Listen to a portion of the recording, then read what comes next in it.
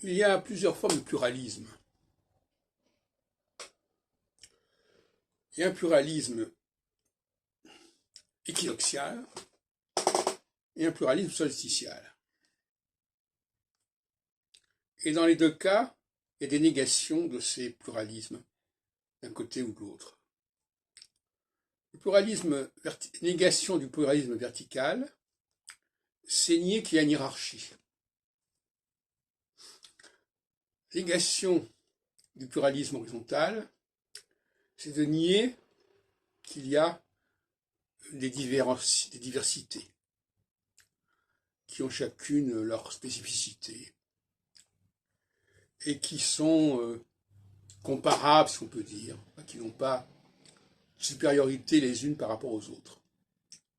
Cette notion de supériorité étant évidemment liée à la question de la solsticialité, de l'équinoxialité et non pas de la solsticialité. Donc, de toute façon, il y a une forme de pluralisme. Même dans une société coloniale, où il y a une domination, il y a du pluralisme.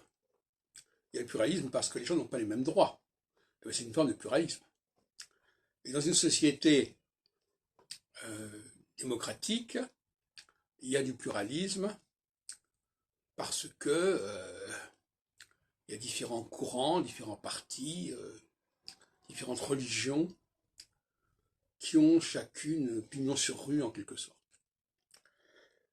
Le problème, c'est que le pluralisme solsticial débouche sur l'antisémitisme.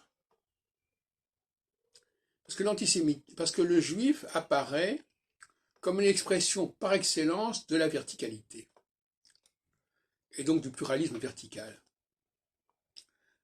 ce qui le rendrait incompatible avec le pluralisme horizontal.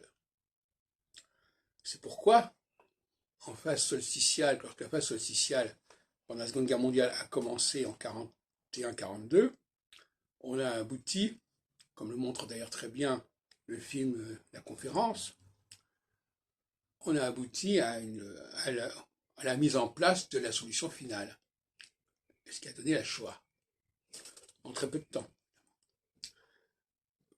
Et donc, se pose la question de la présence juive au monde, qui est parfois contestée en phase solsticiale, et qui est parfois reconnue en phase équinoxiale.